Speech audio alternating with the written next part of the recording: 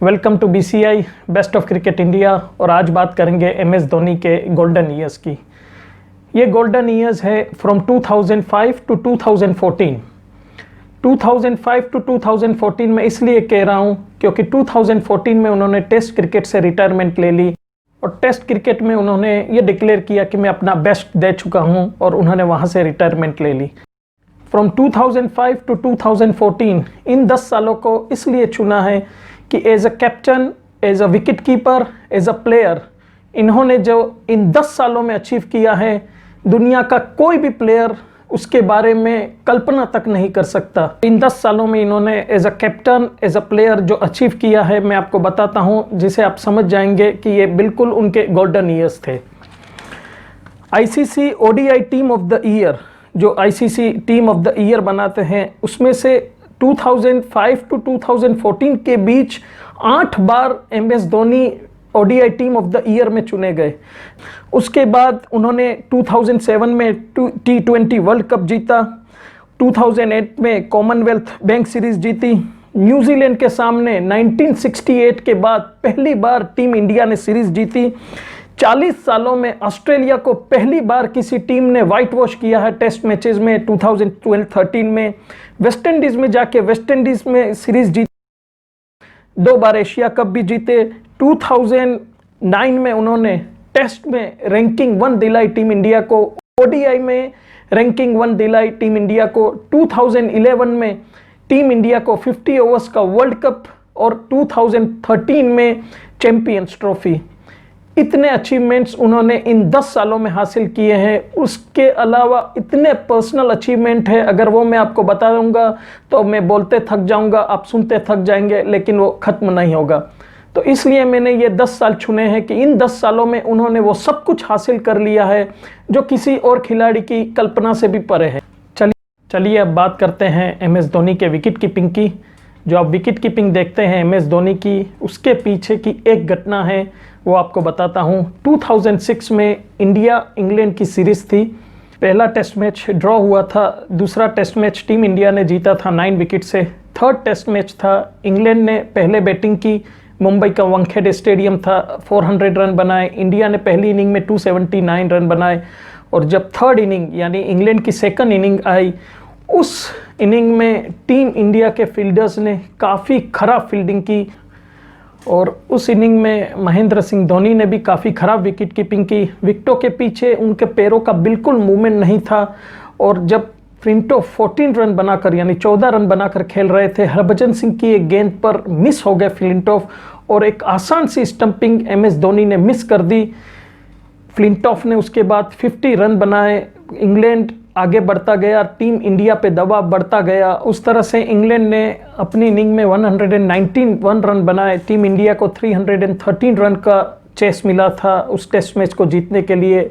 सिर्फ 100 रन पर team India all out हो गई और उसके बाद उस टेस्ट मैच के बाद विकेट कीपर MS धोनी की काफ़ी आलोचना हुई। जिस तरह से उन्होंने विकेट कीपिंग की थी, विकेटों के पीछे अपने पैरों को बिल्कुल मूव नहीं किया था उन्होंने।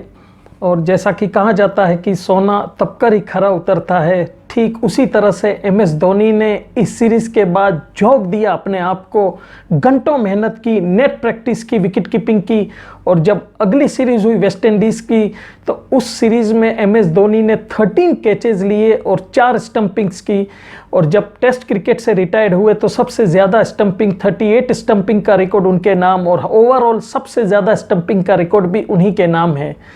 कहाँ तो अपनी विकेट कीपिंग के लिए आलोचनाओं का शिकार बने MS धोनी, उस लेवल तक पहुँच गए जहाँ अगर कोई बैट्समैन 1 इंच भी अगर पैर उठाता तो पलक झपकते ही उसकी गिल्लियाँ बिखेर देते।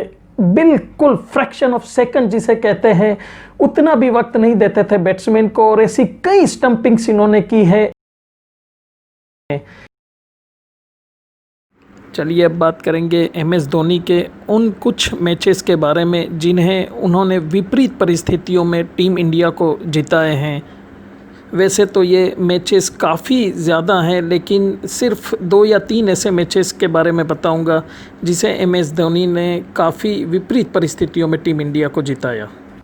इंडिया श्रीलंका के बीच ये मैच था और वहाँ श्रीलंका ने 238 रन बनाए थे। टीम इंडिया स्ट्रगल कर रही थी एक स्टेज पर, लेकिन MS धोनी ने उस मैच में 50 रन स्कोर किए बिना किसी बाउंड्री के। विदाउट एनी बाउंड्री उन्होंने 50 रन बनाए और भारत को ये मैच उन्होंने जिता दिया। एक शानदार पारी थी ये MS धोनी की। उसके बाद एक मैच की मैं चर्चा करूंगा, ये 2009 में सेंट लूसिया में इंडिया वर्सेस वेस्ट इंडीज़ के बीच एक वनडे मैच खेला गया था। बारिश आ गई थी तो मैच को रिड्यूस कर दिया गया था। 27 ओवर्स वेस्ट इंडीज़ ने 186 रन बनाए थे। बाद में वापस बारिश आ गई और डकवर्थ लुइस से टीम इंडिया को 159 रन का चेस दिया था 22 ओवर्स में। और टीम इंडिया में उस वक्त रोहित शर्मा के आउट होने के बाद काफ़ी मुश्किल नज़र आ रही थी, लेकिन MS धोनी ने उस मैच में 30+ रन बनाए और लास्ट ओवर में जेरोम टेलर के 10 रन बनाने थे। पहली गेंद पर उन्होंने 6 लगाकर बाकी 4 गेंदों पर पूरे रन बना लिए और टीम इंडिया ने वो मैच जीत लिया और उस मैच की बदौलत टीम इंडिया ने बाद में ये सीरीज भी जीत ली।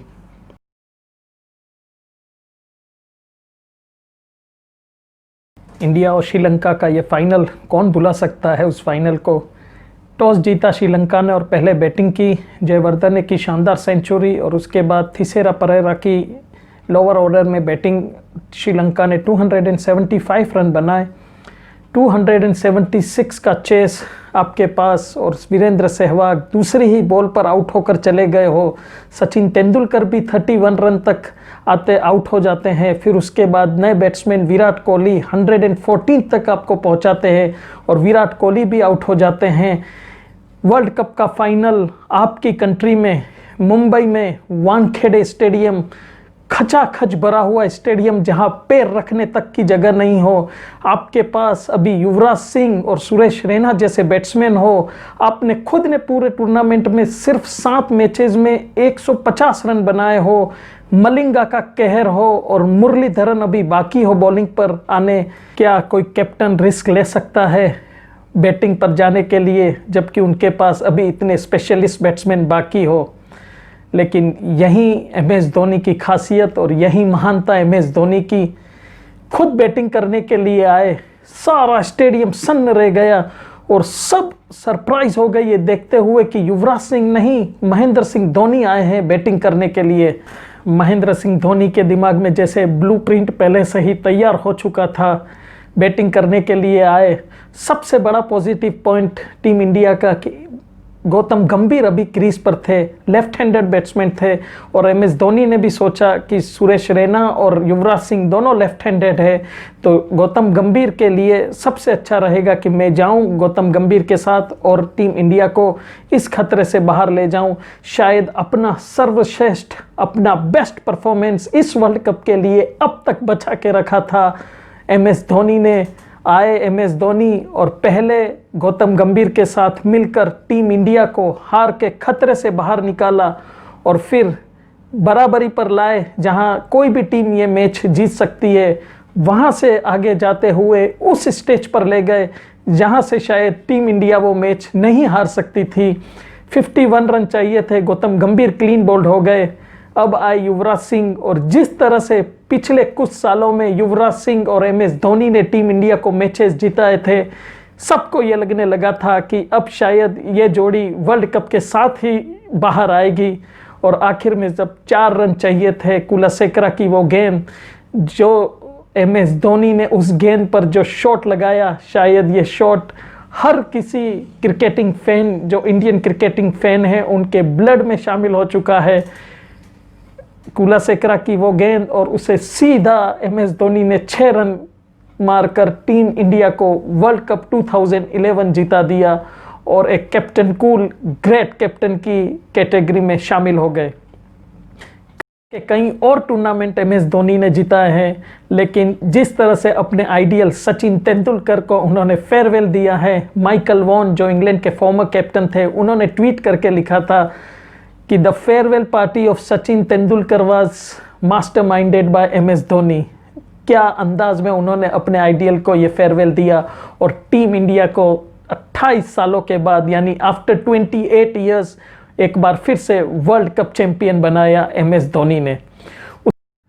और इस तरह से ये पूरी जर्नी MS धोनी की 10 सालों की यहीं पे फिनिश करनी होगी। काफ़ी लंबी जर्नी है, वैसे तो ये 10 एपिसोड भी करेंगे तो ये पूरी नहीं होगी, लेकिन वक्त इसकी इजाज़त नहीं देता है। 2011 के वर्ल्ड कप के अलावा ऐसा मैच जिसे आपने भी बहुत ज़्यादा पसंद किया हो तो कमेंट बॉक्स में ज़रूर लिखिए कि क्या शान है MS धोनी का। अगले एपिसोड्स में IPL की बात करेंगे। 18 सितंबर से IPL शुरू होने जा रहा है, तो पूरी IPL की जो इंटरेस्टिंग फैक्ट्स है IPL के, किस टीम का पलड़ा भारी है दुबई में, किस टीम का क्या फॉर्मेशन रहेगा, उसके बारे में पूरी डिटेल्स बताएंगे। और उसके बाद IPL के बाद 1983 वर्ल्ड कप की शानदार जर्नी एक बार फिर से शुरू करेंगे। तब तक के लिए thank you very much. Stay safe, stay healthy, all the best.